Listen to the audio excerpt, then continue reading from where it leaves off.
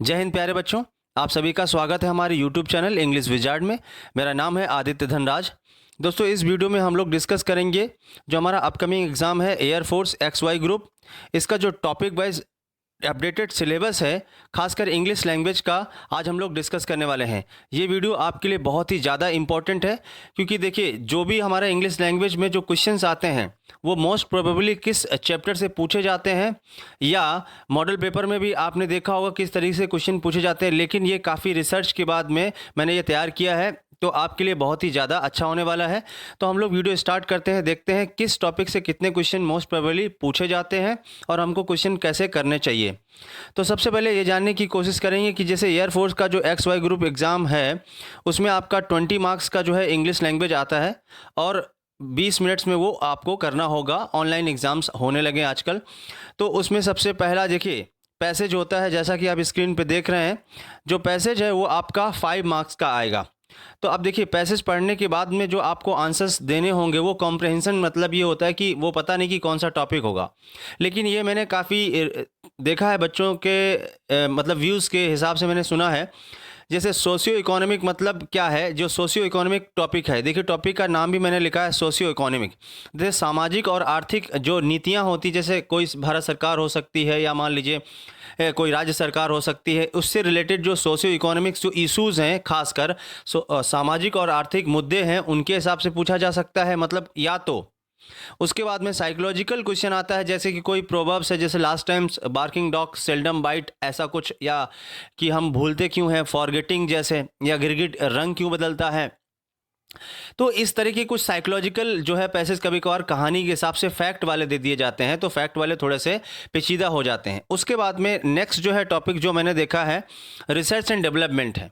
तो research and development में जैसे जो हाल ही में क्या हो रहा है अपने देश में, क्या ऐसी चीज़ें, मशीनरी या कंप्यूटर्स वायरस या इस तरह का कुछ टेक्नोलॉजीज़ के बारे में पैसेज आ सकता है। तो ये 3 जो टॉपिक हैं ज़्यादातर पूछे जाते हैं, मैंने खासकर ये देखा है या बच्चों से जाना है। तो ये आप ध्यान रखेंगे। अभी हम लोग आगे बढ़ने की कोशिश करते हैं। अब जैसा कि आप देख रहे हैं कि फिल इन द ब्लैंक्स जो क्वेश्चन आएंगे वो लगभग, मतलब ये तो एक आइडिया है, 5 मार्क्स हो सकते हैं, 4 भी हो सकते हैं, या 6 भी हो सकते हैं, बट 5 का रेशियो ज़्यादा रहता है। तो इसमें सबसे ज़्यादा जो क्वेश्चन पूछा जाएगा वो प्रीपोजिशन से होगा। देखिए, प्रीपोजिशन बहुत इंपॉर्टेंट टॉपिक है। तो प्रीपोजिशन, और प्रीपोजिशन से ही बनता है आपका फ्रेजल वर्ब, तो उसको इंक्लूड कर सकते हैं। उसके बाद में आर्टिकल का क्वेश्चन पूछा जा सकता है। इंडिफिनिट या डेफिनिट आर्टिकल 2 ही होते हैं, लेकिन अच्छा क्वेश्चन पूछा जा सकता है। टाइम एंड टेंस से भी जो फिल इन द ब्लैंक्स आएंगे, जैसे खासकर वर्ब के फॉर्म्स, या पास्ट या प्रेजेंट या फ्यूचर, या तो फिर देखिए ऐसा है कि वो उसका पैसिव वर्जन पूछ सकते हैं। उसके अलावा जो है कंजंक्शंस, अब चाहे कि कोऑर्डिनेट, कोरिलेटिव और आपका सबऑर्डिनेट, क्योंकि खासकर ये बहुत अच्छे टॉपिक्स होते हैं फिल इन द ब्लैंक्स के लिए। जैसे फैन बॉयज़ हो गया पूरे, और उसके बाद पेयर्स में जो आते हैं उन चीज़ों को देखा जा सकता है। अब बात आती है जैसे कि जो वोकेबलरी है आपकी, तो वोकेबलरी के भी क्वेश्चन बिल्कुल, ये तो निश्चित ही होते हैं कि इतने क्वेश्चन तो आने ही आने हैं, लेकिन कौन सा आएगा उसके लिए थोड़ा सा मेहनत करनी पड़ेगी आपको। जैसे कि वन वर्ड सब्स्टिट्यूशन है आपका, एक ही आएगा। जैसे टेक्निकल वर्ड्स होते हैं आपके, तो टेक्निकल वर्ड्स हैं, ये आपको वन वर्ड सब्स्टिट्यूशन में पूछा जा सकता है। उसके बाद में ईडियम्स या फ्रेजेस में से 1 मार्क्स आएगा आपका, तो ये बहुत ही इंपॉर्टेंट है, आप जानते भी होंगे। उसके बाद में अभी क्या है, आगे देखते हैं।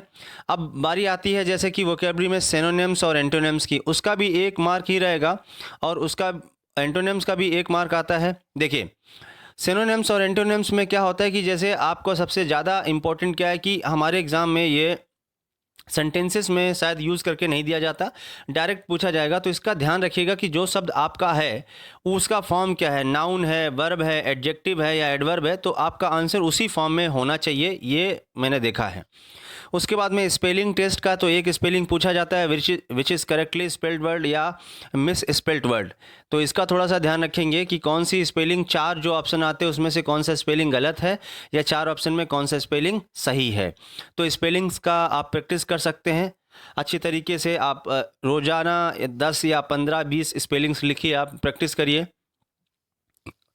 अब सबसे अच्छा क्वेश्चन जो है आपका वर्ड फॉर्मेशन, जो एक्चुअली टॉपिक वाइज नहीं, कभी कभार लोग सोचते हैं कि वर्ड फॉर्मेशन का क्वेश्चन कैसे आता होगा।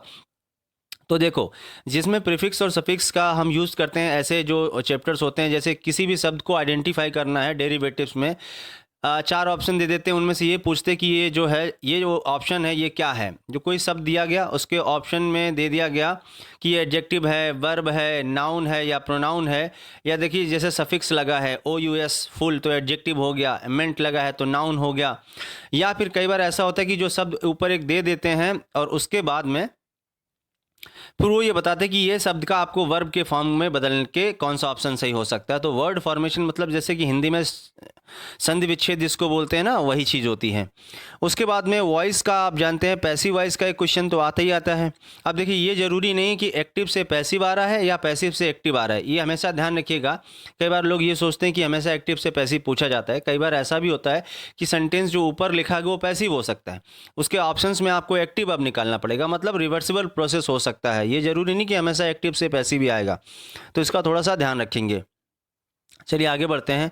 तो जो हमने बता दिया आपका एक्टिव और पैसिवाइज हो गया। उसके बाद में नरेशन में आपका डायरेक्ट और इनडायरेक्ट जैसे स्पीच होता है, तो आप वही सेम प्रोसेस इसमें भी आना ही आना है। डायरेक्ट से इनडायरेक्ट बनाने को या इनडायरेक्ट से डायरेक्ट बनाने को, दोनों ही प्रोसेस में आना चाहिए आपको। ऐसा नहीं कि सिर्फ एक ही प्रोसेस आता है। उसके बाद में अब जो 3 क्वेश्चन होंगे आपके, ये एक्चुअली ये फ्लक्चुएट करते रहते हैं। कई बार देखिए कई सारे सेट बनते हैं, तो किसी सेट में ये जो आखिरी का जो नंबर है वो कैसे हो सकता है। जैसे एक मार्क जो है interchange of degrees of comparison का होता है, जैसे पॉजिटिव से सुपरलेटिव या कंपैरेटिव से सुपरलेटिव या सुपरलेटिव से पॉजिटिव, जो ये है ना डिग्रीज का जो क्वेश्चन आता है इंटरचेंज का, तो वो एक हो सकता है। अथवा लगाया गया है, तो अगर मान लो ये नहीं हुआ तो दूसरा क्या हो सकता है, इसके आगे देखते हैं। देखिए रिमूव टू का क्वेश्चन हो सकता है, जैसे कि आप रिमूव टू करते हैं TOO2 के साथ टू को सो दैट में चेंज करते हैं। ये बहुत ही अच्छा क्वेश्चन पूछा जाता है, इसके कई सारे फॉर्म्स होते हैं। अगर इंटरचेंज ऑफ डिग्रीज का क्वेश्चन नहीं आया तो शायद ये आ सकता है रिमूव टू, और या तो फिर ये भी नहीं आया तो आप जानते हैं आजकल जो सबसे ज़्यादा जो पूछा जा रहा है वो रीअरेंजमेंट जिसको बोलते हैं, जैसे कि PQRS के फॉर्म में दिया जाता है। जो एक 4 सेंटेंसेस होते हैं वो जम्बल्ड फॉर्म में होते हैं, मतलब कि वो एक सीरीज़ में नहीं लगे होते हैं, कि सुटेबल कहानी के हिसाब से नहीं होते हैं, उनको फिर अरेंज करना पड़ता है, इसलिए रीअरेंजमेंट बोलते हैं उसको। तो PQRS ये जरूरी नहीं कि ABCD में भी दे सकता है वो, या XYZ में दे सकता है, 3 स्टेटमेंट भी हो सकते हैं, कभी कभार 4 भी हो सकते हैं। तो दोस्तों ये कुछ सिलेबस का जो अपडेटेड सिलेबस है ये बहुत ही इंपॉर्टेंट है आपके लिए, तो इसका थोड़ा सा ध्यान रखेंगे। आप तैयारी सिर्फ इसी के बेसिस पे करिए इंग्लिश लैंग्वेज की। ये मैं आपको दावा करता हूँ कि क्वेश्चन इसी तरीके से ही पूछे जाते हैं। तो ये हो गया आपका सिलेबस। तो आज के लिए सिर्फ इतना ही था, अब इसके हिसाब से आप तैयारी कर सकते हैं। तो वीडियो कैसा लगा ये कमेंट करके, वीडियो को लाइक करके बता सकते हैं। वीडियो देखने और सुनने के लिए बहुत बहुत धन्यवाद। मिलते हैं नेक्स्ट वीडियो में।